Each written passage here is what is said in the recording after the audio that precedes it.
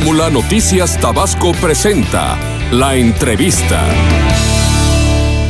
Hoy, Julio, bueno, pues estás en la lista de aspirantes a la Comisión Estatal de Derechos Humanos, que se inscribieron 30 y tantos. 34 y pasamos a la etapa de entrevista 28. ¿Y cuándo empiezan las entrevistas? No, ya terminaron. ¿Ya te entrevistaron? ¿Cómo te fue? ¿Cómo te sientes? Muy bien, siento que nos fue muy bien. El trabajo presentado ante los diputados creo que fue muy concreto, muy preciso, con diferentes propuestas de trabajo, que era el cometido, presentar también la motivación de querer llegar a ese cargo de presidente de la Comisión Estatal de Derechos Humanos, y evidentemente también las propuestas en particular en cada uno de los ejes que rigen la función de la comisión.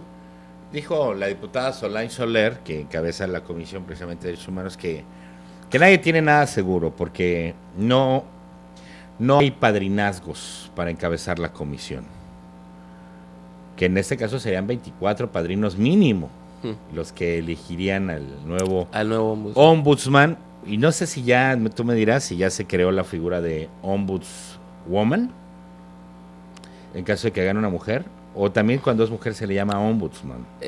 De ahí parte también un tema de equidad. Ajá. Que debe de ir siendo progresivo. La figura del ombudsman como tal no corresponde la nomenclatura a la idiosincrasia latinoamericana, y también hay que decirlo, en algunos otros países se le llama defensor del pueblo o la defensora del pueblo. Sí. En caso de la etapa en la que estamos ahorita, pues nos ha permitido a los participantes externar los motivos por los cuales creemos somos el idóneo para llevar a cuestas el trabajo fundamental que tiene la Comisión Estatal. Nos tocó pasar el día 10 de febrero a presentar nuestras propuestas. Fuimos el último, la verdad que mucha paciencia de parte de los señores y señoras diputados. Pues mira, les ha tocado bastante trabajo a las dos comisiones. Hay que hacer un puntual reconocimiento a los trabajos de ambas comisiones, que es la comisión que preside la diputada Solange Soler de Derechos Humanos y la de Justicia en Gran Jurado que preside la diputada Yolanda Rueda, y todos los integrantes de las mismas. Han escuchado puntualmente a todos, ya se subieron los videos de cada una de las 28 entrevistas que se realizaron.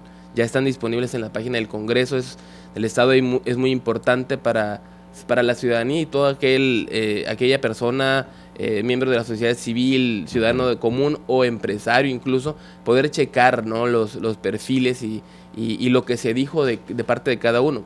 Me ha tocado revisarlo y creo que nos fue bastante bien. ¿Qué necesita Tabasco en materia de derechos humanos? Bueno, yo creo que es una tendencia nacional, es una tendencia internacional, pero desde tu perspectiva, Julio César, ¿qué se necesita? No quisiera que esta entrevista suene como a candidatura de las políticas, porque además no hacemos entrevistas a candidatos por instrucciones y por políticas a nivel nacional de Grupo Fórmula, y porque la verdad es que se vuelven demasiado tediosas, ¿no? Y luego de repente siempre dicen lo mismo.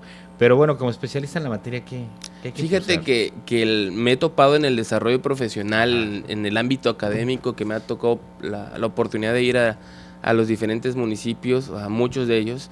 Me ha tocado recoger que el principal sentir se refleja en una actividad preponderante de la comisión a través de la educación, la capacitación y la difusión de las actividades de derechos humanos. También, y viendo un poco el tema que tienes en portada en el diario Presente, y que es muy preocupante, el tema de los linchamientos, eso parte de una actividad que tiene que ser conjunta, no solamente son las autoridades de seguridad pública, de procuración de justicia, que tienen que hacer lo suyo. Afortunadamente se realizan muchas actividades, hay que reforzarlas todavía más. También es la ciudadanía. Estamos en un proceso, desgraciadamente, la violencia que no es exclusiva de Tabasco y que hay en muchas otras partes del país y del mundo. Hoy, ¿no? Sí, es un proceso involutivo, es un proceso de rompimiento del tejido social que se tiene que contrarrestar con la labor, desde mi punto de vista, de la Comisión Estatal. Propusimos y bueno, es parte de lo que recogimos de experiencia también de las ONGs que me apoyan, que son un buen número, es la figura del promotor voluntario de derechos humanos y de cultura de la paz. Promotor de derechos humanos y cultura de la paz. Eso se tiene que hacer de la mano principalmente con los jóvenes de todos los municipios. Hay que hacer enlaces municipales de derechos humanos, porque este tipo de actitudes que muestran la frustración ciudadana pueden ser contenidos si tenemos en cada casa, en cada colonia, a un líder joven o persona respetable que se encargue de estar siendo aliado permanente de la Comisión Estatal. Los recursos no alcanzan necesariamente para ir a cada comunidad y para que la comisión a través de sus programas esté presente, pero podemos hacer con imaginación cosas positivas, ¿no? Sí, porque necesitan representatividad. Por ejemplo, en un caso, trabajar con los jóvenes y tener mayor representatividad. Por ejemplo, en la frontera sur me viene a la mente, porque ayer tuvimos una mesa redonda con Fray Tomás, que encabeza la Casa de la 72, escuché con Rubén Figueroa, un poco nos apoya. Y además es estupendo en el seguimiento del apoyo de los migrantes mesoamericanos, y con Manuel Argáez, el ombudsman saliente, y coinciden mucho en señalar en que México es el país que más castiga a los migrantes, que no hay respeto, que no hay cultura en esta materia. Son seres humanos. Sí, no. Julio, básico. Es básico. Desgraciadamente, la figura del migrante, y lo platicaba con Rubén en esta asociación y este involucramiento que he tenido más de cerca con el movimiento migrante mesoamericano, no se puede criminalizar ni judicializar al migrante. No lo saben muchas personas, pero los datos de Naciones Unidas lo han señalado. 1 de cada 7 personas en el mundo, o sea, de los 7,000 millones, 1 de cada 7 personas, 7,000 millones de millones. Prácticamente. Está en situación de desplazamiento, y prioritariamente es migración, es desplazamiento por motivos de guerra y por cuestiones de medio ambiente o hambre. Entonces, si tomamos en cuenta el número, es muy importante. La atención a los migrantes tiene que ser prioritaria. ¿Por qué? Porque es un tema no solamente de derechos humanos, de cuestión humanitaria, sino también de seguridad nacional. Por supuesto, internacional. Hay que vincular más fuertemente a los trabajos de la Comisión Estatal con la CNDH, porque la CNDH finalmente es el competente de acuerdo a la estructura jurídica, ¿no? Nos queda como 1 minuto y medio, pero yo también te quiero preguntar, hay otras figuras que se han impulsado, como el derecho al acceso al agua, derecho humano, el derecho a los alimentos también como una necesidad. Son derechos básica. humanos. El derecho al agua es un derecho consignado en los pactos, en el Pacto de Derechos Económicos, Sociales y Culturales, y también en el de Derechos Civiles y Políticos. Hay el derecho al agua, el derecho a la salud, el derecho a un medio ambiente sano, ¿sí? Es parte de la contribución, y no se va a lograr en el estado de Tabasco ni en el país consolidar si no hay un proceso contundente de educación, de formación. Hay que trabajar, por ejemplo, en la Comisión Estatal, más de la mano con universidades, con iniciativa privada, con ONGs, para que se difunda entre la ciudadanía las cosas positivas que se están realizando, ¿no? Que muchas veces la ciudadanía no las conoce, la población no las conoce, porque no hay una efectiva difusión de los mismos. El derecho al agua, lo vimos el año pasado, es un tema prioritario. La calidad del agua, la calidad de los alimentos. Estamos en un problema mundial, no nada más mexicano, de seguridad alimentaria, que puede transformarse en una crisis. Incluso el propio gobierno federal pues tiene esta cruzada contra el hambre, así se replica en muchos otros países. Y solo rescatando el tema migratorio, yo creo que México es un foco muy llamativo en el tema. ¿Por qué? Porque estamos cerca de Estados Unidos, porque muchos de los migrantes que van a Estados Unidos vienen de Centroamérica, pero pasa en otros países también. Sobre las propuestas que hiciste para poder llegar a un cargo como tal, lo que tienes en mente en materia, también como joven, impulsando las nuevas tendencias en materia de derechos humanos. Ya hablamos del agua, del derecho a la alimentación. De los migrantes nos quedamos todavía cortos. Sí, es un tema. Es un tema muy complejo. Sí, es un tema, como decíamos, de seguridad nacional, de salud pública, de derecho internacional en materia de derecho humanitario. Se tiene que atender con políticas más concretas. Hay la carencia de un plan nacional de atención a los migrantes sin criminalizarlos. Proponíamos en el Congreso, ante los diputados y diputadas de las Comisiones Unidas, la necesidad también de una interacción más cercana, de mejores resultados con la Comisión Nacional, y con los organismos protectores de derechos humanos en el país, sobre todo para la creación de observatorios también es un tema fundamental. Los observatorios permiten atender focos rojos, por ejemplo, eso de linchamientos, de los linchamientos, o también feminicidios, o el trato o la condición en que se encuentran muchos niños en situación de calle. ¿Qué está pasando con ese tipo de fenómenos que pueden derivar en otro tipo de acontecimientos, ¿no? Entonces, el sistema de alertas de la CNDH tiene que, Tabasco, estar muy inmerso. La CNDH tiene que tener un papel preponderante para prevenir, pero también lo ofrecimos como parte de algo natural que tiene que existir dentro de la autonomía de la institución, es un acercamiento puntual con las políticas públicas, con las instancias de gobierno, sea local, municipal, para la creación de políticas públicas, programas sobre la base de los derechos humanos, así es. Y en el Congreso del Estado también, ¿por qué no abrir la comisión a una cuestión técnica de los derechos humanos? Hay que garantizar la aplicación de las resoluciones y las de la Comisión de la Corte Interamericana y de las recomendaciones de la Comisión Interamericana. Es obligatorio en el Estado mexicano, para el país, para la CNDH y para los organismos locales de derechos humanos. El tema de los jóvenes o menores en situación de calle es prioritario para mí. ¿Cómo ha aumentado?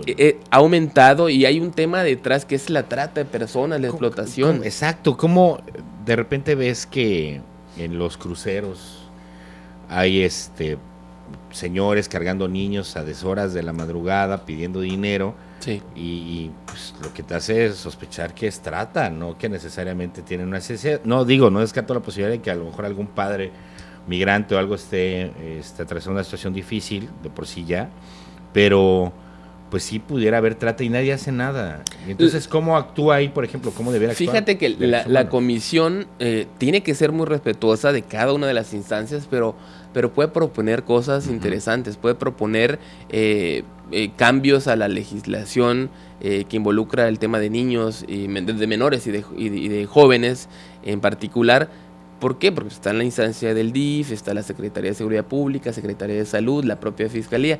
Tiene que haber una coordinación mucho más a favor de estos menores, para que esos niños que están en la calle, generalmente, si son de aquí, de Villahermosa o de Tabasco en general, pues tiene que haber un padre, un responsable, o sea, ¿por qué ese niño no va a la escuela?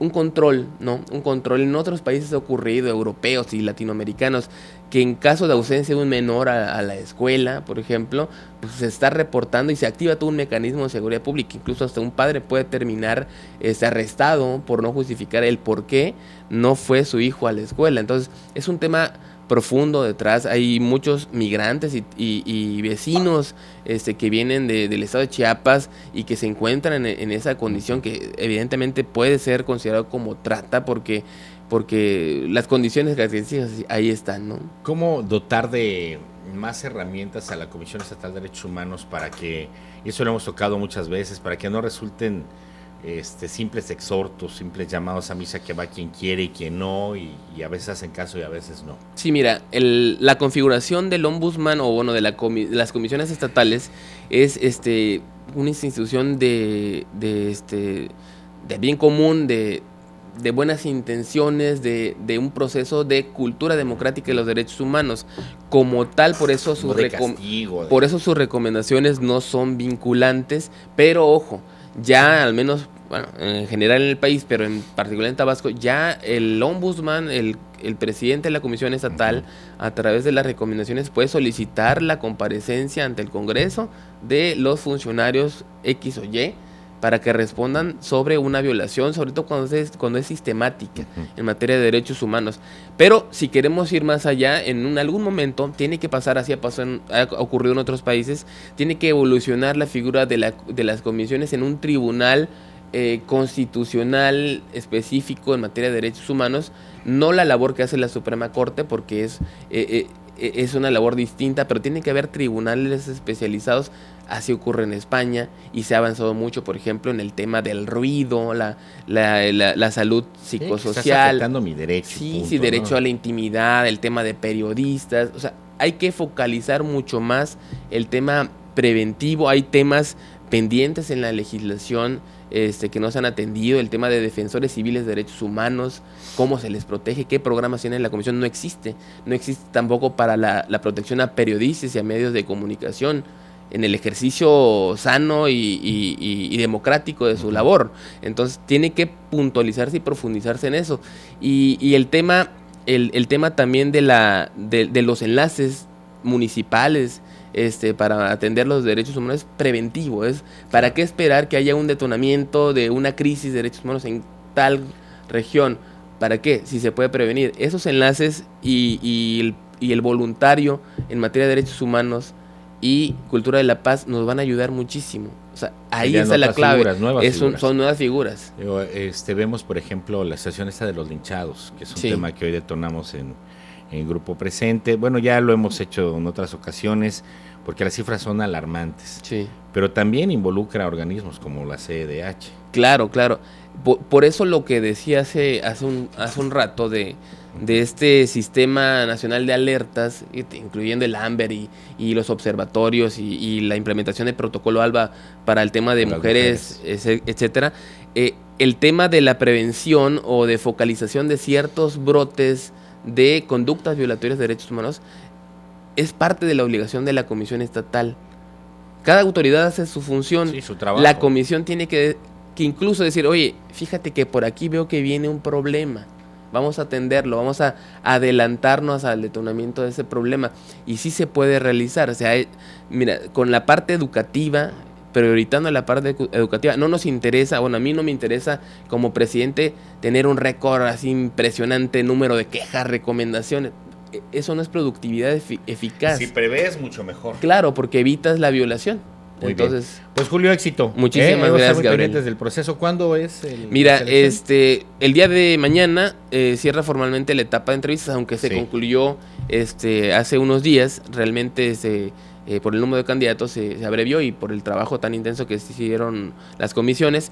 El 24 a más tardar, tengo entendido que debe estar la terna. Esperemos tener la posibilidad de estar allí. Pues ojalá, porque necesitamos a gente preparada. Gracias. El 6 de marzo a más tardar debe estar electo el presidente. Con nuevos bríos. Éxito, Julio. Gracias, amigo. ¿Sare?